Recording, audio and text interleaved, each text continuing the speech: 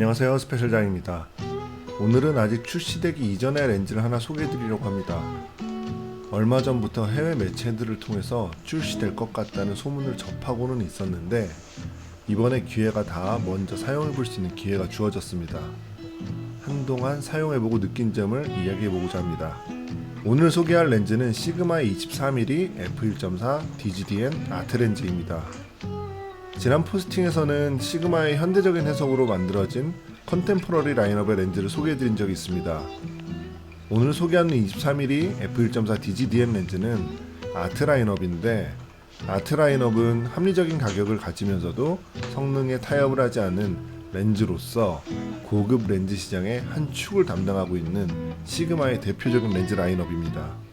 현재 카메라 시장은 오랜 시간 동안 독보적으로 고급 카메라란 인식 자체를 지배했던 SLR 구조를 떠나보내고 있습니다. SLR, 그러니까 DSLR의 자리를 차지한 것은 익히 아시다시피 미러리스 구조입니다. 처음 출시했을 때만 해도 하이엔드 똑딱이 이상, 그리고 DSLR 아래의 중간 어디쯤을 차지하는 포지션이라고 생각했던 미러리스 구조는 디지털 기술의 발달과 함께 무섭게 성장해 이제는 DSLR의 포지션을 완전히 빼앗아 버렸습니다.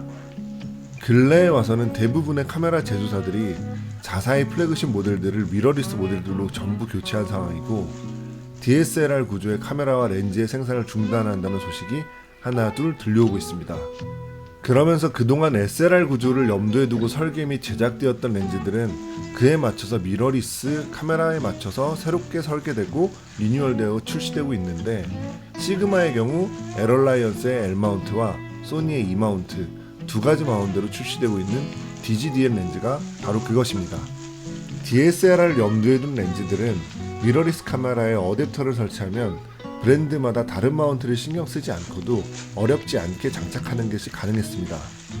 이것은 SLR 구조의 경우 미러리스에 비해 미러만큼의 플랜지백이라고 불리는 렌즈 마운트부와 센서판까지의 거리가 깁니다. 그렇기 때문에 중간에 미러만큼의 공간을 만들어주는 어댑터만 있다면 어떤 브랜드의 렌즈를 어떤 브랜드의 미러리스에나 사용하는 것이 크게 어렵지 않았습니다. 하지만 SLR 구조를 완전히 떠나보내며 생산을 중단하는 시점에서 각 브랜드들은 서로의 호환을 염두에 두지 않은 자신들의 새로운 미러리스에 적합한 렌즈를 생산해내야 되는 시점이 되었고 신제품 렌즈의 생산 경쟁은 후끈 달아오른 분위기입니다. 오늘 소개하는 23mm f1.4 DGDN 아트 렌즈는 시그마가 인기 있는 화각의 렌즈를 자신들을 대표하는 고성능 렌즈 라인업으로 세대 교체를 하여 새롭게 출시하는 것인지라 그 주목도가 무척 높다고 할 수 있습니다. 플래그십 고성능 단렌즈의 경우 그 브랜드의 광학 기술력을 가감없이 나타내주는 척도로서 특히나 인기가 높은 화각의 경우 그 설계와 제작에 심혈을 기울이지 않을 수 없는 것이 사실입니다. 24mm 화각의 경우 광각의 시작점과 같은 포지션으로서 많은 인기와 주목도를 가지고 있다고 할 수 있습니다. 제가 이 렌즈를 손에 쥐어보고 가장 먼저 느낀 점은 아트렌즈가 이렇게 작고 가벼웠다고? 라고 느낀 것과 정말 모든 것을 렌즈 안에 넣으려고 했구나 이렇게 두 가지를 느꼈습니다. 그동안의 아트렌즈들은 광학적 완벽함을 추구하기 위해서 크기와 무게는 다소 희생한다라는 것이 많은 이들의 인식의 저변에 깔려 있었음을 부정할 수는 없습니다.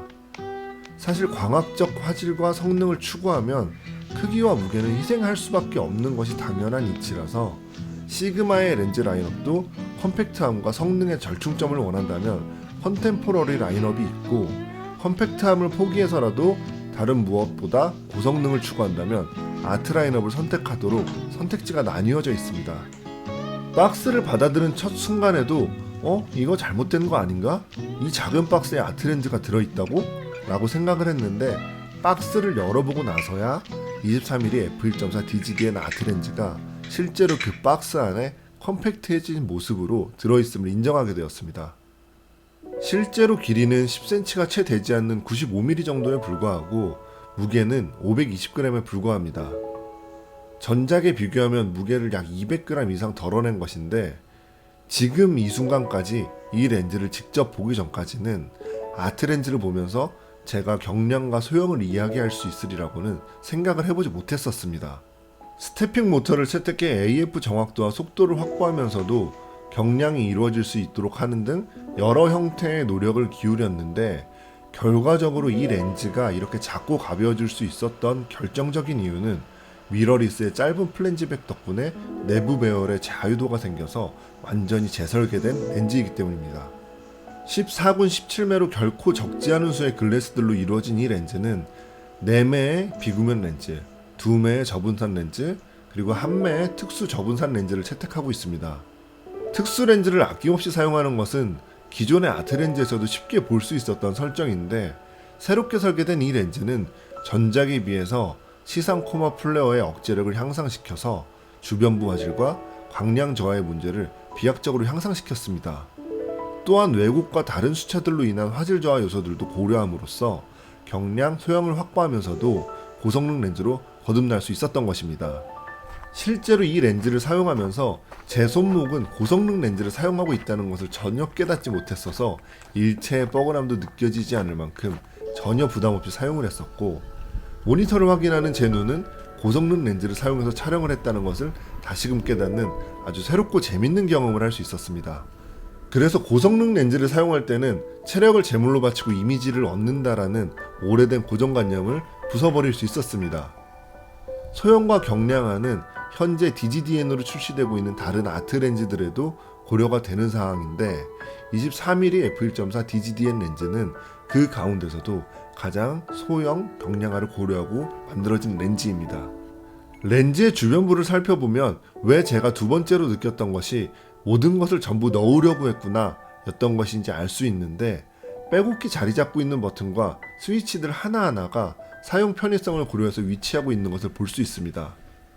왼쪽에는 AF, MF 전환 스위치와 AF 락 버튼을 시작으로 그 아래는 MF 락 스위치도 자리 잡고 있는데, MF 락 스위치의 경우 다른 렌즈들에서 흔히 볼 수 있는 설정은 아닙니다. 근데 이게 의외로 편리한 기능인데, 전자 초점식 렌즈들은 MF 모드에서 초점링이 고정되는 하드스탑 방식이 아닌데다가 움직임에 민감하게 반응을 해서 초점을 맞춰놓더라도 설정이 틀어지는 경우가 자주 발생하곤 합니다. 특히 천체나 제품을 촬영할 때 삼각대를 조작한다거나 필터를 바꾼다거나 하면서 초점이 틀어져서 귀찮고 난감한 경우가 꽤나 자주 발생하곤 하는데, MF 락 기능은 그런 상황이 발생하는 것을 방지해줍니다. 그리고 MF 락 스위치 아래에는 조리개 뒷클릭 스위치가 위치하고 있습니다.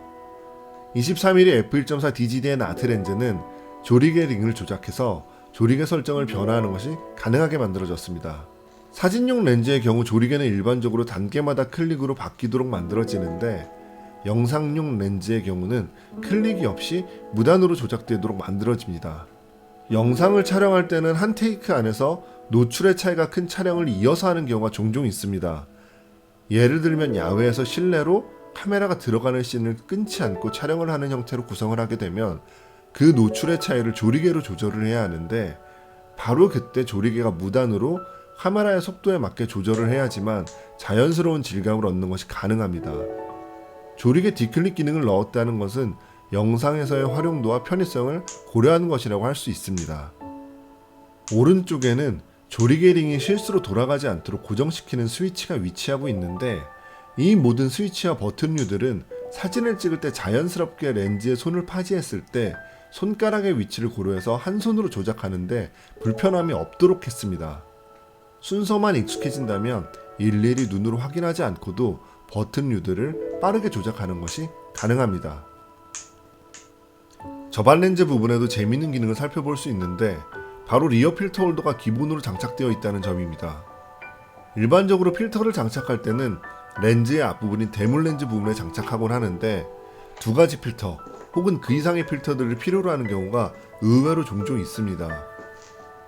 일반적으로는 ND 필터와 디퓨전 필터를 함께 사용하고 싶은 경우가 그것인데, 이 모든 필터들을 렌즈의 앞에 장착하게 되면 필터와 필터 사이에 생기는 반사로 인해서 고스트와 플레어의 발생에 취약해지게 됩니다. 그리고 필터 주변부 프레임의 두께로 인해 비네팅이 발생하게 될 염려도 있습니다. 이것은 23mm f1.4 DGDN 아트 렌즈가 플레어와 고스트를 제어하기 위해서 나노포어 코팅과 멀티레이어 코팅을 해놓았다는 장점을 모두 희석시켜버리게 되는데, 이를 방지하기 위한 장치라고 할 수 있습니다. 리어 필터 홀더를 활용하게 되면 전면부에는 ND 필터를 장착하고 후면부에는 디퓨전 필터를 장착한다든지 혹은 그 반대로 장착을 해서 고스트와 플레어를 효과적으로 억제하는 것이 가능합니다. CPL 필터나 가변 ND 필터와 같이 조작이 필요한 필터를 전면부에 장착했을 때 불편함을 감소시켜 줄 수 있다는 점은 보너스입니다. 꼭 그 이유가 아니더라도 천체 사진이나 야경 사진을 찍을 때 광원을 부각시키기 위해서 디퓨전 필터를 사용하는 경우가 종종 있습니다. 디퓨전 필터가 후면에 들어가게 되면 광원이 여러 렌즈들을 거치지 않은 최종 단계에서 순수한 형태로 분산되면서 균일한 형태의 모양을 얻을 수 있다는 장점도 있습니다. 리어 필터는 시트 형태의 필터를 사용자가 직접 가공에 장착하는 것이 가능하도록 필터 가공 가이드 플레이트도 제공하고 있습니다. 우리가 쉽게 광각은 풍경에 어울리는 화각이라고 생각을 하는데 어떤 화각이든 사진의 용도에 선입견을 가질 필요는 없다고 생각을 합니다. 풍경용 화각이라고 단정 짓기에는 24mm에서 28mm 영역대의 화각은 사실 일상 스냅 그리고 스트리트 사진에 사용하기에 무척 훌륭한 화각입니다. 그렇기 때문에 휴대폰 카메라들이 기본적으로 채택하고 있는 화각이기도 합니다. 그래서 어떻게 보면 휴대폰 사진과 큰 차이를 보이지 않는 사진이 될 수 있어서 어려운 화각이기도 하지만 그 익숙함을 무기로 또 누구나 장인급의 이미지를 만들어낼 수 있는 화각이기도 합니다. 그렇기 때문에 지금 시대에 와서 익숙함을 무기로 풍경과 인물, 여행과 일상, 사진과 영상 모두의 활용이 가능한 만능 화각이 어떤 화각보다 24mm대 화각이 되었음을 부정할 수는 없습니다. 그렇게 활용도가 높기 때문에 이 화각대의 고성능 렌즈들이 모두가 무겁고 커다란 렌즈들은 아니었었습니다. 다만 휴대성을 고려하고 출시된 렌즈들은 어쩔 수 없이 조리개 수치를 절충할 수밖에 없었던 것에 반해서 24mm f1.4 DGD의 나트 렌즈의 경우 f1.4를 확보하면서도 활용도를 높인 것이기에 이 렌즈를 다른 분들은 어떻게 사용해 나갈지가 무척 기대가 된다고 할 수 있습니다. 오늘은 여기까지 하겠습니다. 작당공작소의 스페셜장이었습니다.